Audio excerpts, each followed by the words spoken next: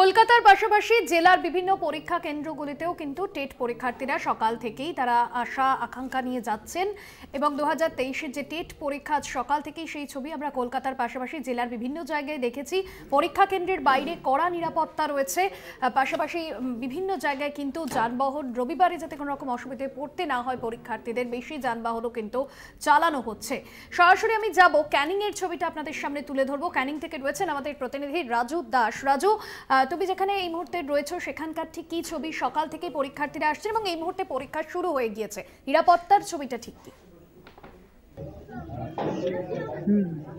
একেবারে নিরাপত্তা কিন্তু কড়াকড়ি নিরাপত্তার ব্যবস্থা করা হয়েছে পুলিশ প্রশাসনের পক্ষ থেকে। এই পরীক্ষা কেন্দ্রে যে সকল পরীক্ষার্থীরা ঢুকছেন তাদেরকে যেমনি বায়োমেট্রিক চেক করানো হচ্ছে, তার সাথে সাথে ফটো তোলা হচ্ছে এবং অ্যাডমিটের সঙ্গে তার ছবি মিলিয়ে দেখা হচ্ছে। এছাড়াও পরীক্ষার্থীরা কি নিয়ে ঢুকবেন সেই সমস্ত ব্যবস্থাও করা হয়েছে।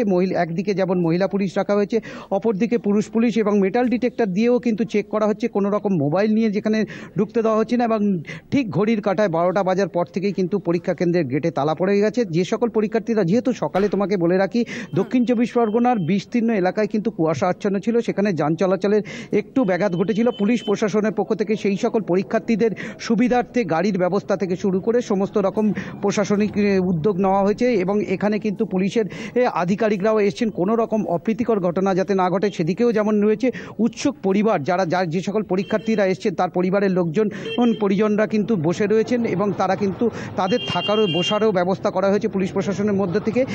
অপরদিকে যে পরীক্ষা কেন্দ্রে, সেই পরীক্ষা কেন্দ্রে এই মুহূর্তে যেখানে দাঁড়িয়ে রয়েছি ক্যানিংয়ের ডেভিড সেশন হাই স্কুল, সেখানে কিন্তু মোট পরীক্ষার্থীর সংখ্যা ছিল 300 জন। তার মধ্যে 253 জন পরীক্ষার্থীরা এসেছেন এবং এখনও বাকি যারা আসেননি এবং সেটা এই মুহূর্তে গেট বন্ধ করা দেওয়া হয়েছে। কোনো রকম সমস্ত রকম যে শিক্ষা পর্ষদ পক্ষ থেকে, বোর্ডের পক্ষ থেকে যে সকল পরীক্ষার্থীরা এসছেন তাদের সমস্ত প্রশ্নপত্র থেকে শুরু করে সমস্ত কিছুই কিন্তু এখন এখানে পরীক্ষা কেন্দ্রে চলে এসছেন এবং সেক্ষেত্রে পরীক্ষা শুরু হয়েছে এবং নির্বিঘ্নে এখনো পর্যন্ত পরীক্ষা চলছে। এই দক্ষিণ চব্বিশ পরগনা জেলায় মোট 38টি জায়গায় পরীক্ষা কেন্দ্র ঠিক হয়েছে এবং সকাল থেকে কিন্তু প্রতিকটা পরীক্ষা কেন্দ্রে এখনও নির্বিঘ্নে পরীক্ষা কেন্দ্র পরিচালনা করছেন এবং সমস্ত পরীক্ষা কেন্দ্রে কিন্তু সিসিটিভি ক্যামেরায় মুড়ে দেওয়া হয়েছে। অপরদিকে মেটাল ডিটেক্টর, বায়োমেট্রিক, অর্থাৎ প্রশাসন কোনো রকম ঝুঁকি নিতে চাইছেন না এবং সেখানে কিন্তু বজ্র আটুনি প্রশাসনের নিরাপত্তার দিক দিয়ে কোনো খামতি রাখছে না প্রশাসন। ধন্যবাদ জানাবো। রাজু ছিলেন সরাসরি আমাদের সঙ্গে ক্যানিং থেকে।